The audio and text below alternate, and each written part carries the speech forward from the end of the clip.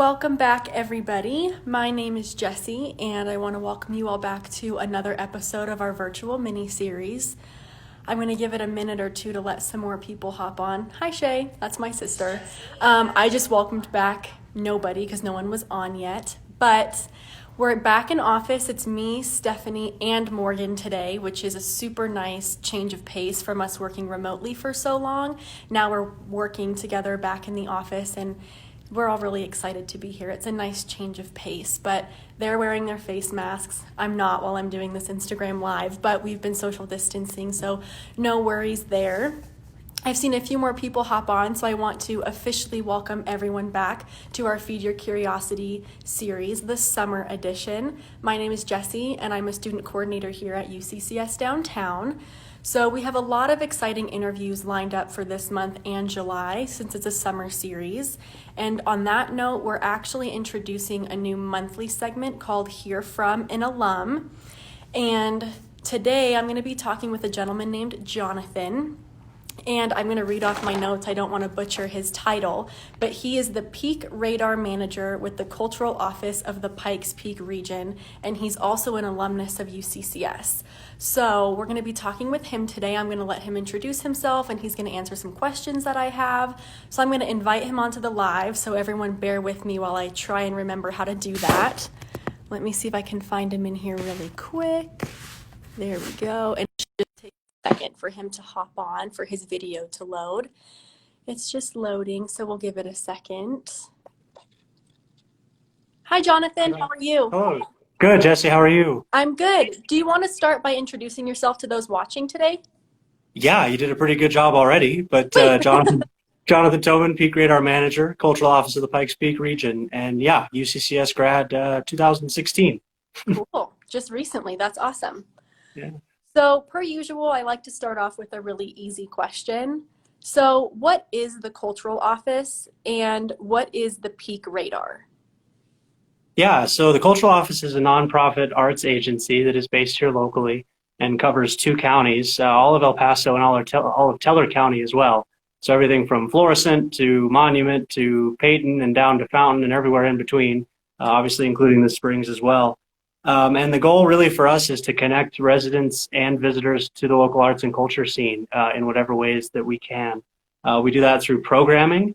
So that could be Arts Month, which is in October. Hopefully everybody watching has heard of that before. That could be through Peak Radar. That could be things like the First Friday Shuttle Bus.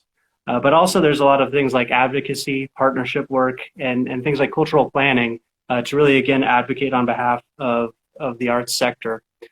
Peak Radar is a program of the Cultural Office of the Pikes Peak region, and it's essentially a free marketing platform for the arts. It started as an event website where arts organizations could post events for free to help market what they were doing. And it's expanded from that to be 5 social media platforms, media PSAs, all kinds of different ways to connect people to the arts, and Peak Radar is sort of that front-facing way that we do that. So that's the distinction between the two. That's awesome. I didn't know that much work went into letting the public know about stuff like that. So that's really interesting. My second question is, how has your office been supporting local creatives during this COVID-19 crisis? Yeah, the arts community locally, like many sectors, has been hit hard, really hard, by this COVID crisis and what we've had to deal with. But we've been busy finding ways that we can help where we can. And a couple of themes that we're shooting for, still that connecting point, right? The audiences have shifted. They're not in person anymore, right, but there's digital ways that we can connect people to the arts locally. And that has been a big focus for things that we've done. We've also been supporting with different tools that the arts community can use. So grant opportunities, informational tools on how to do an Instagram Live, for instance, and really connect with people in different ways. And then also really partnering with local, state, and regional folks to understand sort of what planning is in place and how we can, help become part of those plans and make sure that the arts sector is represented and understood in those things. A few specific examples, actually. We have a COVID-19 arts resource page that we started up that has over 40 different, resources for local arts groups to check out and hopefully utilize if they can. Is that We on started Facebook? Yeah, Oh, so culturaloffice.org is the place to find that list, okay. but we share that as we can as well in different promotional ways. We did a Pro Tips for Creatives series where we interviewed and did spotlight features with different local experts on things like social media and bringing your content online and how to leverage the internet to showcase what content they're still able to create. And then I think on Peak Radar, the two highlights are Peak Radar Virtual and Virtual First Friday. Mhm. One of the first things that we did as arts groups started creating more online content is to create Peak Radar Virtual, where folks could land. Obviously, it's an event website, but there were no events happening. So we Right. had to find ways to still showcase that content. And peakradar.com/virtual ended up being that. We're up over 50 local organizations that have had some sort of digital content That's awesome. posted to that page. So folks can go and they can check out all kinds of things from poetry slams to, music classes to anything else that you can think of.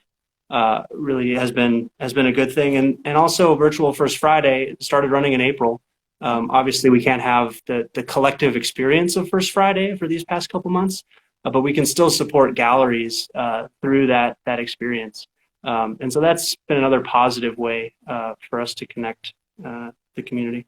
Yeah, with everything moving online, it makes me happy to know that there's been somewhat of a smooth transition to give artists and local creatives another platform to get their artwork out there and have the public enjoy it. So that's awesome. Yeah, and frankly, Jesse, to keep them top of mind too, Yeah. right? We think immediately of the restaurants and those sorts of things, but Hmm. many arts organizations are small businesses owned by people live across the street from, Yeah. and so keeping them top of mind as far as ways that we can support them as a community as well. Yeah, definitely. So, on that note, on a similar note, I guess I should say, how do you think local cultural offerings have been impacted by the recent events that we've experienced? Yeah, I think they've obviously been shut down like everything else, right? That Yeah. was the first. That was the first step, right? Is we have to adjust what we've been doing Mhm. for quite some time. Um, and frankly, I think some of the cultural organizations locally are going to be some of the last to reopen. Things like museums, theaters, that sort of stuff is going to be behind the eight ball even more than other organizations in town locally. So that's kind of the bad news, obviously. But what's been really impressive for us is the creativity, which is no surprise from the arts community, Yeah. but the creativity and the adjustments that these folks have been able to make, and quickly too, Yeah. to get their content online and remain relevant and still showcase the power of the arts too during this time. Even though we're not physically connected, we can still be connected through the arts and what our local creatives are making and thinking about and showcasing locally. So that power has been impactful, I think, as we've tried to weather this storm. Learning how to connect in a new way is Yeah.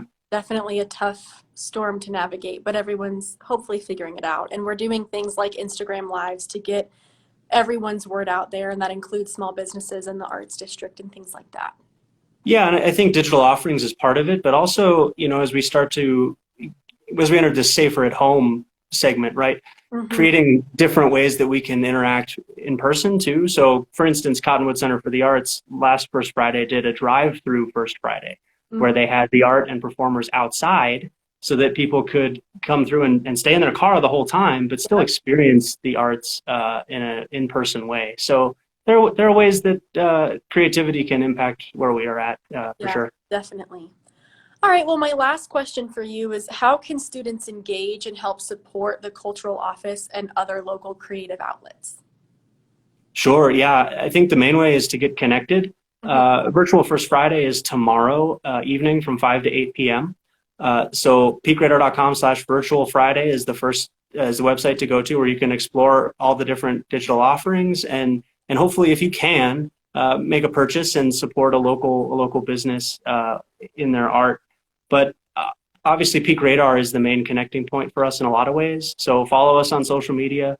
On peakradar.com, you can sign up for a weekly e-blast that'll bring events right to your inbox every Wednesday night so that you don't have to, go out and seek Yeah. individual stuff, you'll have ideas coming right to you. Yeah. And then I think, as we keep moving forward, everybody's starting to think of what am I doing this summer? Like, what's my next outdoor adventure? What are Mhm. my plans going to be? Well, start thinking what local arts group would you like to see when all this is through? What gallery have you not Yeah. visited? And sort of make a plan for, okay, we're back, and let's keep supporting this part of our community that's so vital. Awesome. Well, I'm gonna wrap it up with you. You answered all my questions, but I know that I am walking away with a lot more information than when I came into this interview. And I'm sure for everyone watching, you gave everyone a lot of helpful, insightful answers too. Gave me a lot of ideas as to what I can do to help support local and small businesses. So I want to Oh, thank you. shucks. I know. I want to thank you for taking time out of your day to answer all the questions that my team and I had for you. And you really did give me some insight, and I'm sure everyone watching, as to ways that they can help support. So thank you again. Yeah, thanks for having me, Jesse. Appreciate it. Of course. Have a good weekend. You too. Bye. All right. It's just me, everybody. So that ends this week's Feed Your Curiosity series, the summer edition. I want to thank you all again for taking time out of your day. I know my sister's watching, my friend Tori's watching, Morgan's watching, and Stephanie's watching. So thank you to everyone watching this week. It means a lot, all your support and just the overwhelming positive comments we've gotten from this series. I'm reading my notes because I'm a little nervous right now. Morgan's watching me. I have a new pair of eyes. So like I said from the start, at the very beginning of this, we have a lot of exciting interviews coming this summer. So I hope you guys can join us to check all those out in the later weeks this summer. Don't forget to keep up with our Instagram and our Facebook to keep up on those updates. And yeah, we'll see you guys right back here next week. Bye, everyone.